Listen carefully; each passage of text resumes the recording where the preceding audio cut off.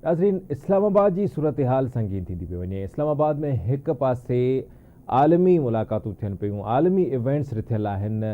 Malaysian वज़ीर आज़म 3 ॾींहनि जो दौरो करे वापसि हलियो वियो आहे, जॾहिं त 15 ऐं 16 अक्टूबर ते शिंघाई सहकार तंज़ीम जी कॉन्फ्रेंस समिट जेका रिथियल आहे उन में मुख़्तलिफ़ मुल्क शिरकत कनि पिया। इंडिया बि शिरकत करे पियो। इंडिया जो जेको परॾेही वज़ीर आहे जयशंकर, उहो बि 9 सालनि खां पोइ हिन इजलास में शिरकत करे पियो ऐं तमामु वॾो इवेंट आहे। उमेद ज़ाहिर कई वञे पई त इन इवेंट खां पोइ इलाही बहितरी ईंदी। पाकिस्तान जी मईशत आहे, मुख़्तलिफ़ मामला, पर उते PTI एहतजाज जो ऐलान कयो ऐं अॼु PTI जा कारकुन इस्लामाबाद जे रोडनि रस्तनि ते मौजूदु आहिनि। हिकु तरफ़ इस्लामाबाद जी इंतिज़ामिया ऐं वफ़ाक़ी सरकार कंटेनर रखी लॻभॻि पूरे इस्लामाबाद खे सील बि करे छॾियो आहे, जंहिंसां जेके आम शहरी आहिनि, आम माण्हू आहिनि, उहे बि परेशानी खे मुड़ियनि पिया, जंहिं ते वफ़ाक़ी घरू वज़ीर माज़रत बि कई आहे शहरनि सां।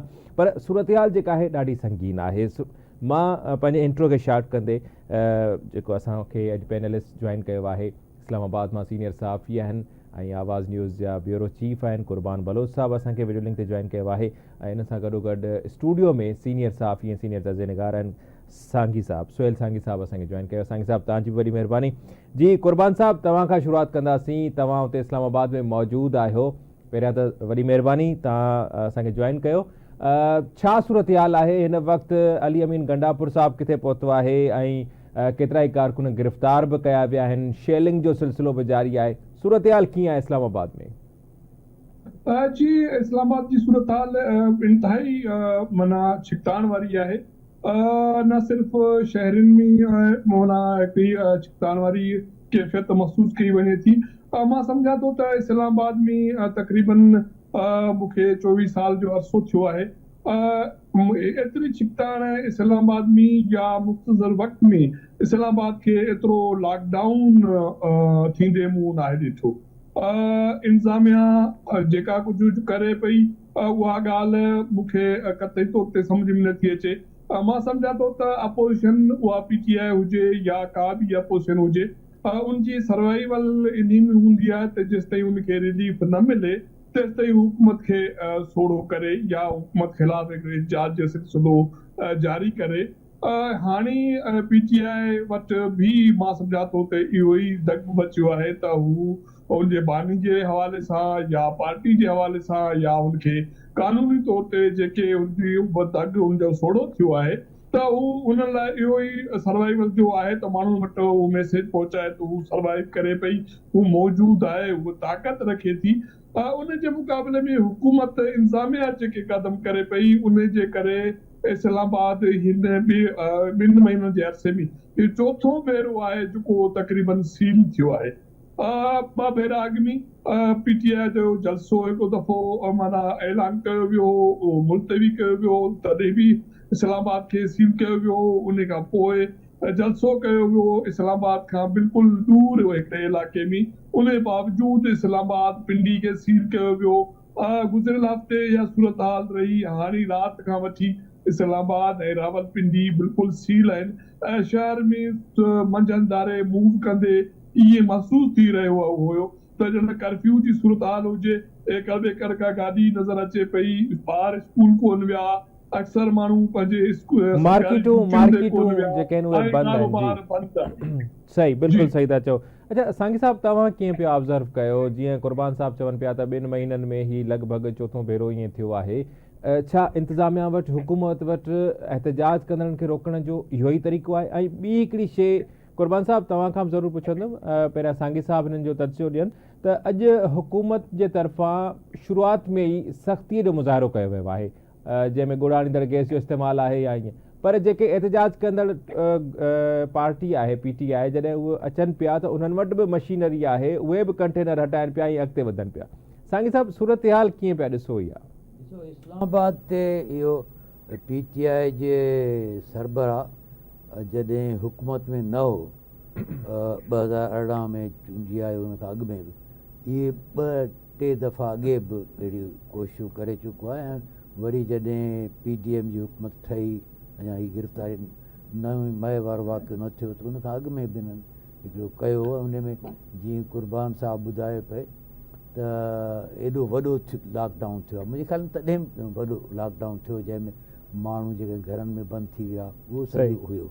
ॿी जेका शइ हिन में अहम आहे, ऐं सम्झां थो त सुवालु इहो आहे त हींअर PTI इन ते ज़ोर छो पई ॾिए। मुंहिंजो जेको इन में तजियो आहे, जीअं तव्हां ॿुधायो त जेके इस्लामाबाद में 2-3 इंटरनेशनल लेवल जा उहे थियनि पिया, इवेंट थियनि पिया, जंहिंमें शंघाई कोऑपरेशन आहे उन जो आहे, या मलेशियन वज़ीर आयो उन जो, उन खां हटी करे मुल्क जे अंदरि जेके शयूं उहे आहिनि, असल में इहो हुन में 2 शयूं सलाड़ियल आहिनि। हिकिड़ी शइ आहे त हुकूमत एनी आओ चाहे थी त अमेंडमेंट करे वञे, सही, जेका आइनी तरमीम आहे, ऐं उहो इन खां अॻु में उहा करणु चाहे थी त जेको 25 अक्टूबर आहे उहा डेडलाइन आहे, ऐं उन 25 अक्टूबर ते नए चीफ जस्टिस खे अचिणो आहे त इहो सॼो जेका आइनी तरमीम आहे, जंहिंमें मतिलबु त जुडिशल जेके रिफॉर्म जो नालो पियो ॾिनो वञे, या जेका आइनी अदालत जेका ठहंदी उन जो मामिलो आहे, उन सॼे खे उन खां अॻु में उकलाइणु चाहे थी। त PTI जो इहो ख़्यालु आहे त असीं इन 25 खां अॻु में कंहिं बि तरीक़े सां हुकूमत खे जेतिरो झुकाए सघूं था उहो झुकायूं, ऐं प्लस इहो त भला जेकॾहिं झुकाए नथा सघूं त घटि में घटि हिकिड़ी पंहिंजी मज़बूत क़िस्म जी जेका मौजूदगी आहे, जंहिंजो इज़हार तव्हां बि कयो पिए जी, ऐं कुर्बान साहब बि, त उन जो हू भरपूर हिकिड़ो इज़हार करे छॾे त भई न हिते ॿी का फोर्स आहे जेका इन सभिनी मामलनि में ख़ुशि न आहे, इन ते हिकिड़ो मतिलबु ख़ासि शइ बि आहे। सही सही। अच्छा कुर्बान साहब, छा PTI खे पार्टी तौरु, ज़िम्मेवार पार्टी तौरु इन शइ जो अहसासु न हुजणु घुरिजे त हिन वक़्तु मुल्क में आलमी फोरम्स जा इजलास थियणा आहिनि, आलमी इवेंट्स थियणा आहिनि, ऐं उहे आर्मी खे बि मुक़ररु कयो वियो आहे 17 अक्टूबर ताईं, सुभाणे खां वठी 5 खां 17 अक्टूबर ताईं आर्मी खे बि मुक़ररु कयो वियो आहे इस्लामाबाद में, त सूरत हाल जेका आहे उहा तशद्दुद वारी थींदी वञे पई। त कुर्बान साहब, तव्हां बि सॼी उमिरि जेका आहे उहा सहाफ़त खे ॾिनी आहे, रिपोर्टिंग खे ॾिनी आहे, त छा ज़िम्मेवार पार्टी, ज़िम्मेवार शहरी जी हैसियत सां PTI खे इन्हनि शयुनि खां पासो न करणु घुरिजे हा? छाकाणि त अता तारड़ बि चयो आहे त पार्लियामेंट में एहतजाज करे PTI, वफ़ाक़ी घरू वज़ीर गुज़िरियल ॾींहं खां प्रेस कॉन्फ्रेंसिस पियो करे त एहतजाज जी इजाज़त न ॾिनी वेंदी। त तशद्दुद ऐं टकराव खे छॾे करे छा पुरअमन तरीक़े सां PTI पंहिंजो केस अॻिते नथी वधाए सघे? जी बिल्कुलु, मां सम्झां थो त बिल्कुलु हिकिड़े ज़िम्मेवार सियासी जमात तौरु हर जमात खे ज़िम्मेवारी जो मुज़ाहिरो करणु घुरिजे, पर एज़ अपोज़िशन अली रज़ा तव्हां जेकॾहिं रिकॉल कंदो माज़ी खे त तव्हांखे इहो न विसारणु घुरिजे त पाकिस्तान पीपल्स पार्टी जे दौर में मुस्लिम लीग नून लाहौर खां धरणो कयो हो जजिस जी बहाली जे हवाले सां, इरफान मोहम्मद चौधरी जी बहाली जे हवाले सां, ऐं उहो बहाली जो ऐलान थियो, उन खां पोइ धरणो ख़तमु थियो।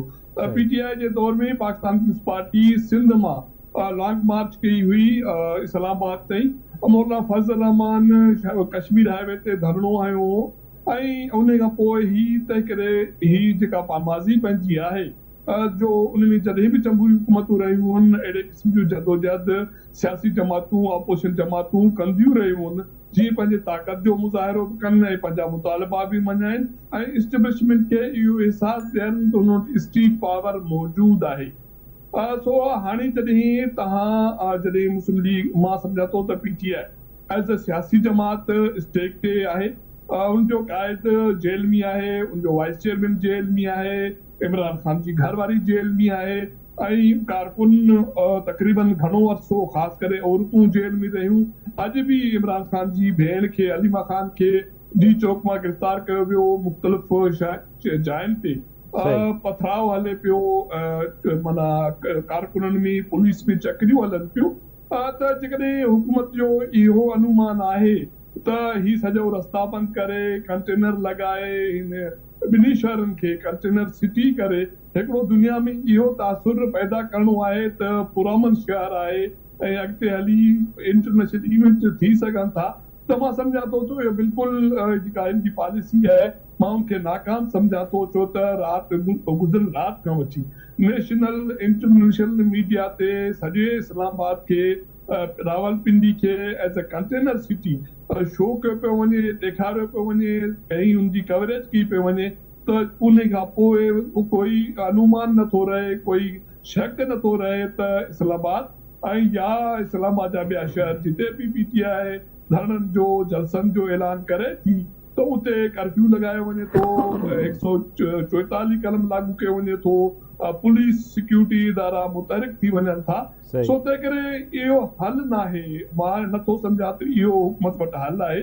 ऐं अपोज़िशन हमेशह कंहिं बि धुर में, कंहिं बि मुल्क में हिकु ज़िम्मेदार सियासी जमात जो किरदारु उन्हनि खे ज़रूरु अदा करणु घुरिजे, पर जॾहिं उन्हनि जी सर्वाइवल जो इशू हूंदो आहे तो उहो डोनाल्ड ट्रंप हुजे या इंडिया में राजीव गांधी हुजे या ॿियनि मुल्कनि में जॾहिं बि अहिड़ी क़िस्म जी बांग्लादेश जो ताज़ो बिल्कुलु। तव्हांजी सूरत ॾिठी आहे, त तंहिं करे इहो हिकु जमहूरी अमल में इतिहाद जा अमल में थींदा आहिनि, पर इन खे हिकु इंतज़ामिया बि उनजी ताक़त जो इस्तेमालु करे उनखे रोकण में जी कोशिश करे, ऐं उन में उनजे बावजूद बि जेकॾहिं नाकामी हुजे त उन्हनि खे मां सम्झां थो इहो मॉडल जेको आहे या पॉलिसी आहे उहा ज़रूरु तब्दील करणु घुरिजे, उन ते नज़रसानी करणु घुरिजे त ॿियो हल बहितर कहिड़ो निकिरी सघे।